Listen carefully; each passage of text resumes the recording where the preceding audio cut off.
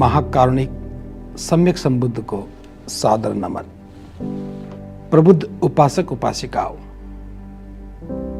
तथागत को गरीबी पसंद नहीं थी। इस विषय पर मैं आज चर्चा कर रहा हूं। गरीबी से दुख पैदा होता है क्योंकि गरीब व्यक्ति अभाव में रहता है। वह अपनी आवश्यकताओं की पूर्ति नहीं कर सकता है। उसके जीवन में खाने पीने का अभाव बना रहता है। इच्छा अनुरूप वह ठीक से वस्त्र भी नहीं पहन सकता है।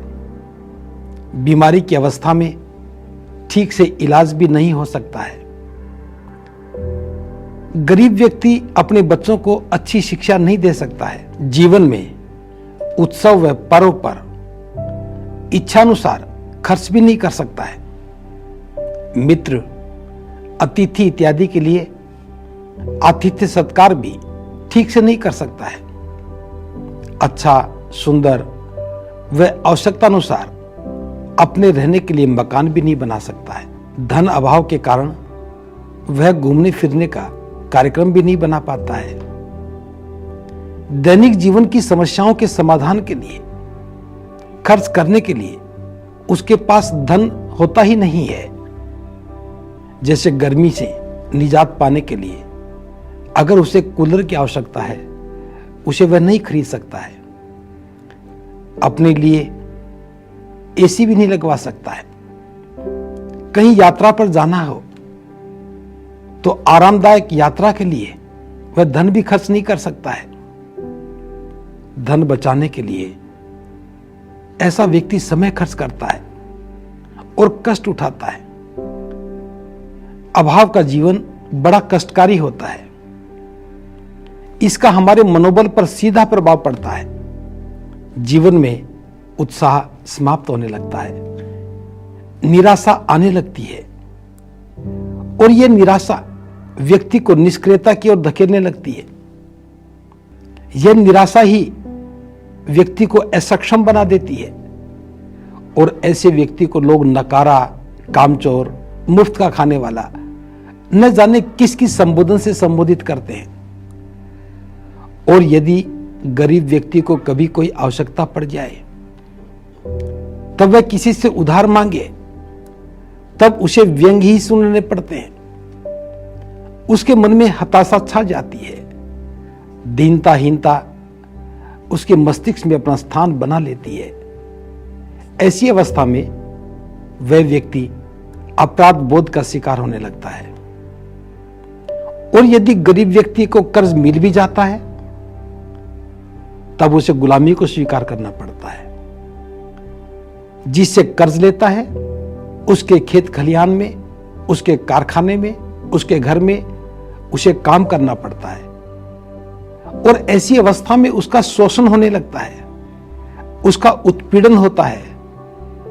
छोटी छोटी गलतियों पर उसे डांट पड़ने लगती है, वह गाली भी खाता है।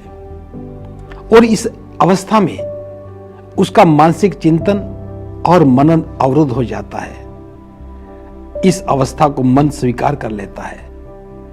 जैसा लोग बोल रहे होते हैं वैसा ही वह सोचने लगता है, वैसा ही उसका व्यक्तित्व बन जाता है और उस व्यक्ति के मन में प्रतिकार समाप्त हो जाता है।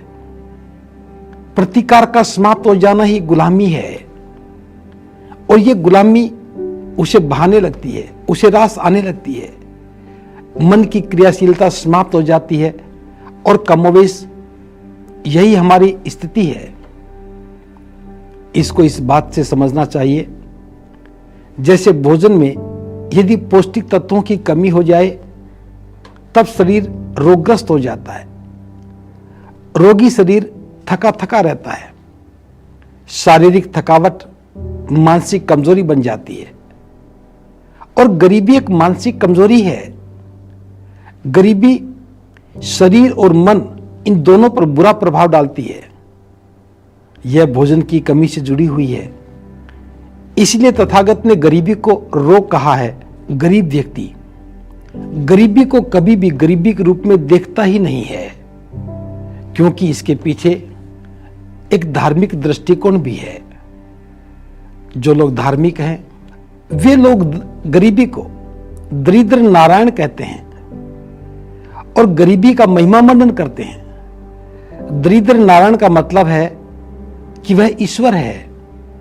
जो व्यक्ति गरीब है उसके घर में, उसके जीवन में ईश्वर का वास है। इसीलिए गरीब व्यक्ति का महिमा मंडन किया जाता है, गरीबी का महिमा मंडन किया जाता है और गरीब व्यक्ति खुश होता है क्योंकि गरीबी के रूप में उसके पास ईश्वर है, भगवान है। हम लोग गरीबी से प्रेम करने लगते हैं। गरीबी का जो जो महिमा मंडन होता है, गरीब व्यक्ति खुश होने लगता है। गरीबी उसे अपनी संपत्ति के रूप में नजर आती है और कुछ लोगों को तो यह गरीबी की संपत्ति विरासत से मिलती है। एक पीढ़ी से दूसरी पीढ़ी तक गरीबी को लेकर के जाते हैं। हम भी इन्हीं हालातों से समझौता कर लेते हैं। अगली पीढ़ी की स्वीकार्यता के लिए हम प्रयास करने लगते हैं। इसीलिए गरीबी एक परंपरा बन गई है, गरीबी जीवन का प्रतीक बन गई है, गरीबी हमारी पहचान बन गई है।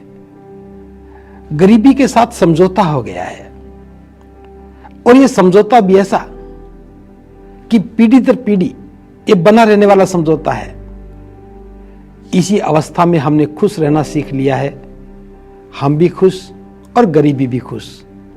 हमें गरीबी में देखकर धनवान भी खुश होता है क्योंकि उसके अमीरी का मूल्यांकन हमारी गरीबी के धरातल से मापा जाता है। गरीब व्यक्ति के लिए धनवान व्यक्ति ही भगवान होता है। इसीलिए गरीब व्यक्ति धनवान व्यक्ति का महिमा मंडन करता है, उसी का काम करता है।